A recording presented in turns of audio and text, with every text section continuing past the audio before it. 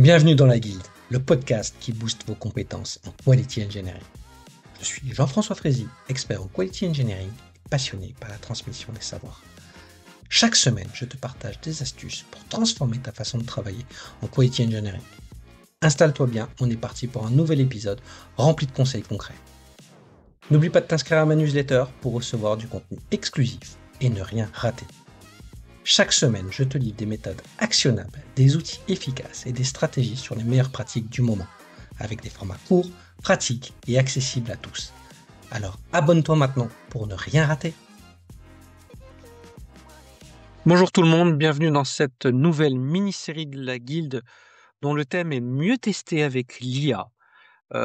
J'ai l'immense honneur d'être avec Julien Bottella, qui est Product Discovery Linka chez Smart Testing et auquel on va parler pendant les 5 prochains épisodes d'IA, mais pas que ça, aussi de tests. Et avant de rentrer dans le vif du sujet, Julien, est-ce que tu pourrais te présenter en quelques mots auprès de nos auditeurs? Oui, bonjour Jean-François. Moi, je suis chez Smart Testing. J'ai principalement travaillé là depuis que j'ai eu mon diplôme il y a bientôt 20 ans. J'ai été assez longtemps en charge des projets de recherche subventionnés nationaux ou européens. Et en 2018, on a déjà commencé à travailler autour de l'IA pour le test. On n'a pas attendu l'avènement de ChatGPT pour démarrer là-dessus. Et là, à l'heure actuelle, ça a donné lieu à divers outils et maintenant je suis en Product Discovery sur Linka. On en parlera peut-être un petit peu, donc qui permet d'exécuter des tests manuels automatiquement avec des agents IA.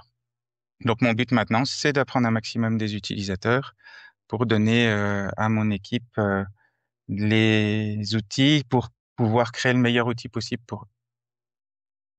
Et oui, c'est super intéressant et tu as travaillé sur différents produits sur Smart Testing, souvent autour de l'IA, de la data.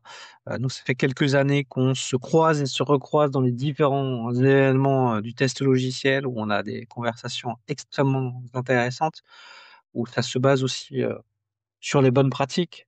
On parle pas d'IA pour nous remplacer, mais vraiment pour nous améliorer depuis des années. Et donc, moi, je suis très content de t'accueillir sur mon podcast pour qu'on puisse échanger.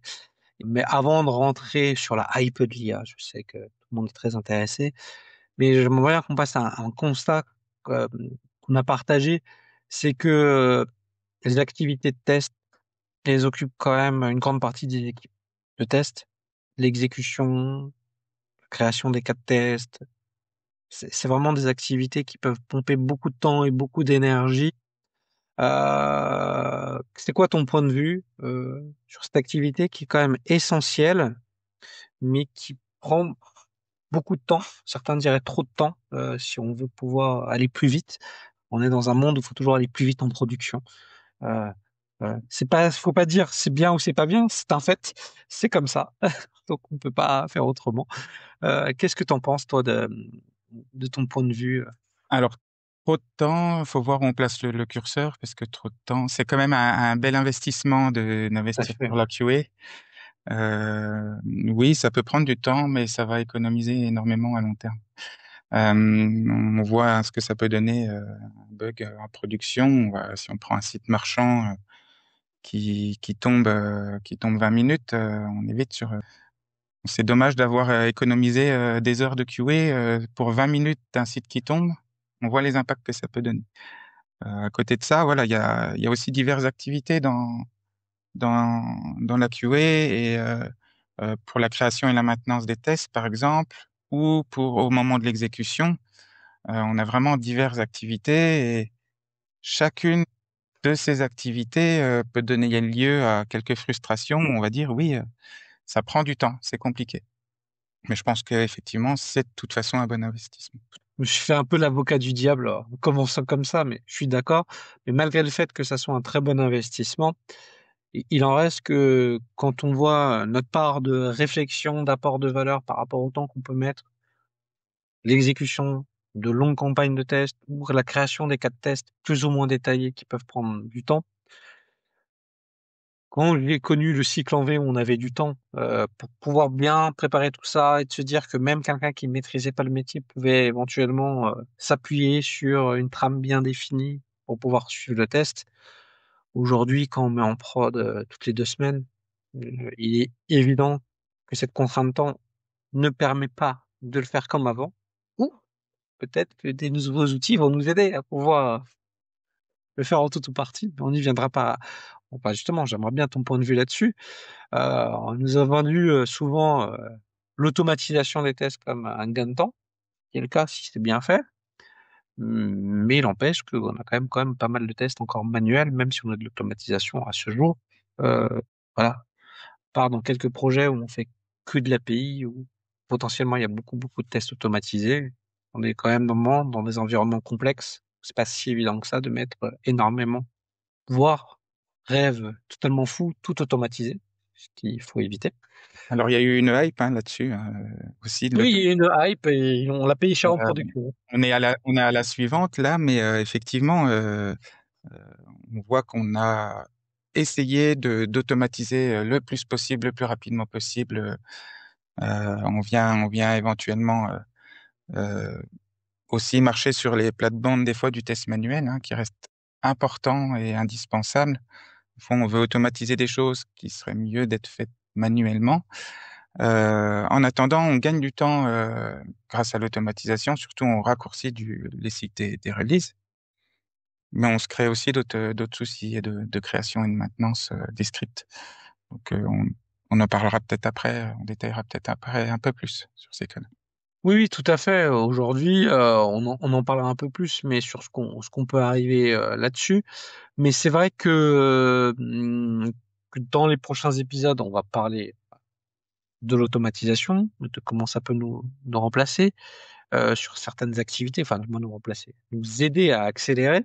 Mais aussi, ce qu'on peut voir, c'est que aujourd'hui, si on met un peu de côté l'automatisation des tests, quand même sur cette partie réalisation des scripts de test, on a quand même quelque chose d'incompressible. On se dit, c'est peut-être des fois c'est plus long de créer les cas de tests que de les exécuter, parce que on veut aller dans quelque chose de très précis, peut-être trop précis par rapport aux besoins du projet. Mais c'est un fait qu'on nous forme pour que les tests ils soient compréhensibles et les met dessus et on les met vraiment de façon détaillé, peut-être trop détaillé. Donc oui, il y a une astuce, c'est de se dire, bah, si on connaît bien le métier, on met moins de précision dans le geste métier. Faut éviter de voir ce que j'ai vu, de dire, bah, pour gagner du temps, quand on combine bien le résultat, bah, on met pas l'expected result. Je trouve que c'est, voilà. Le lien entre gagner du temps et tomber dans une mauvaise pratique généralisée, le lien des fois est un peu tenu. C'est pas parce qu'on connaît bien qu'il ne faut pas le mettre. Parce que le jour où on a une nouvelle personne qu'on veut automatiser, quelqu'un qui connaît pas le métier, on va s'acheter vite un problème et à un moment donné, bah, si on commence à plus écrire et que les specs ne sont même pas écrits, c'est le code qui fait foi. Je trouve que c'est toujours un peu un danger de rentrer dans ce biais de facilité et de te dire oui, bah, on n'a pas le temps, donc on le fait sans le faire. Et puis le niveau de détail, là, au niveau des steps, hein, quand on va rédiger pour du test manuel, on, à cause, entre guillemets, de l'automatisation, de temps en temps, on est aussi tenté d'être très précis pour pouvoir permettre à un automaticien plus tard d'aller dans Ouais. ces sujets-là. Il faut trouver le juste milieu. Quand je vois des tests manuels, ils vont être très abstraits au niveau métier ou très concrets. On va être au champ près pour dire. Ouais, au champ près, à la couleur, on met tout dedans, les tests de sécurité, le machin, on met tout.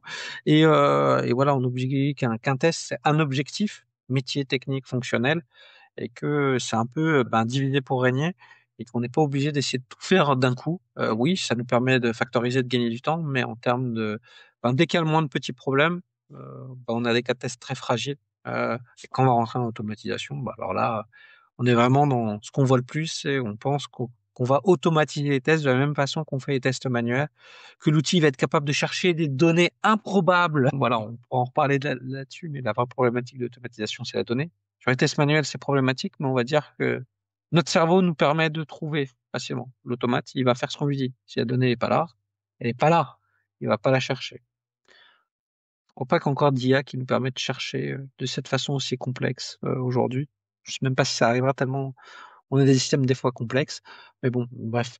C'est vrai que on part de ce constat-là, genre, sur ce premier épisode, que c'est quand même, il y a des activités chronophages, sont importantes. Le but de notre discussion qu'on va aller dans les prochains épisodes, c'est vraiment de voir quels sont ces défis qu'on va avoir dans l'exécution manuelle et comment on peut y apporter une solution pour être plus productif tout en gardant une qualité de contenu. On va creuser aussi un peu plus l'automatisation avec toi. J'aime bien ton parti pris, on y viendra par la suite. Et aussi, dans l'épisode d'après, on va vraiment rentrer dans le vif du sujet sur l'IA, comment ça va résoudre une partie de nos problématiques et comment on peut être plus efficace dans l'exécution des tests manuels, notamment dans le dernier épisode. Restez avec nous pour cette mini-série. Dans le deuxième épisode, on va vraiment voir quels sont les défis de l'exécution manuelle des tests, toujours avec l'excellent Julien Bottella. Donc restez avec nous. Merci d'avoir écouté cet épisode. C'est grâce à toi que la guilde continue de grandir. Si tu as aimé, n'hésite pas à partager autour de toi et à laisser un avis 5 étoiles sur ta plateforme préférée. Je te donne rendez-vous au prochain épisode avec encore plus de conseils pour booster tes compétences.